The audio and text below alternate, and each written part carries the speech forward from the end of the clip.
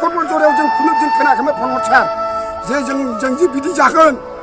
नोंथाङा जोंखौ बोरै थै सबख'नाय बायदि सबख'खो थै होगोन जिउ गारगोन थेवबो हगारा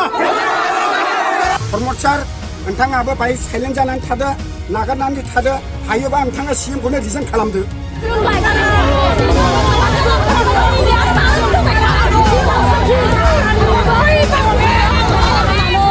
जों थै होगोन जिउ गारगोन गुलि गावजागोन थेवबो जों हाखौ हगारा थै होगोन जिउ गारगोन थेवबो हगारा माने दा जों खोनानो मोन्दों पुलिस प्रटेक्सन फैबायबो जों बहुद गोबावनिफ्राय उन्दुनायबो गैया जानायबो गैया जों दा लामा बेंथा फैदों आरो दा बेयाव खुन्थिया गायनोबो नागिरदों मा हिसाबै खुन्थिया गायनो नागिरदों जों आबै आबौनिफ्रायनो जों बेयावनो थांनानै दङ आबै आबौमोनजोंनो दखल खालामनाय हा बियो राजा आमोलनिफ्रायनो बे जायगानिफ्रायनो थै होगोन जिउ गारगोन थेवबो हगारा दा दाखालि बे प्रमद बर' साराबो लेंहरदोंमोन 2 तारिखआव जों थांदों रायलायहैदों प्रमद सारजों प्रमद सारनि खुगायावथ' खोमायाव जों सोनानै फैबाय रायलायनायनि गेजेरजों जों बुंबाय जोंनियाव बे पावार प्लान्टआ जानो मोना होननानै बा जों होहोआ होननानै बिरि क्लियार होननानै बुंनानै फैखाबाय आरो मानो बेबायदि प्रटेक्सन फाथायहरबावगोन बियो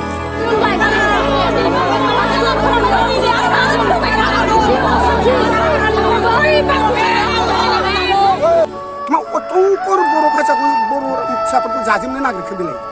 मा जेरावबो थां बर'नि हाखौ सिख'लायनाय जोंनि फुटबल जरायाव जों खुनु दिन खोनायाखैमोन प्रमद सार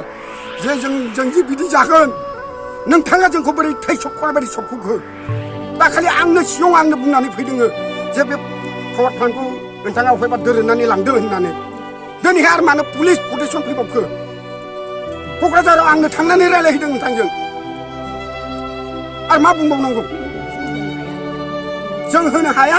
बे हाया जोंनि जोंहा मोन्थाय दं मोननाय दङ जों बे हाखौ जों कम्पानिनो जों हगारनो हाया आदानि कम्पानिखौ बे हाया जोंनिखा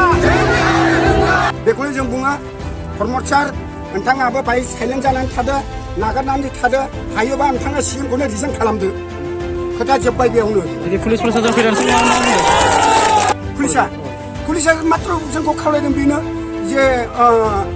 खुन्थिया गायगोन जोङो जेरैबाबो गायलांगोन जोङो बेखौ खावलायबाय थादों जोंखौ थनहरदों गोजौ लेभेलनिफ्राय सोर थनहरदों प्रमद सार थनहरदों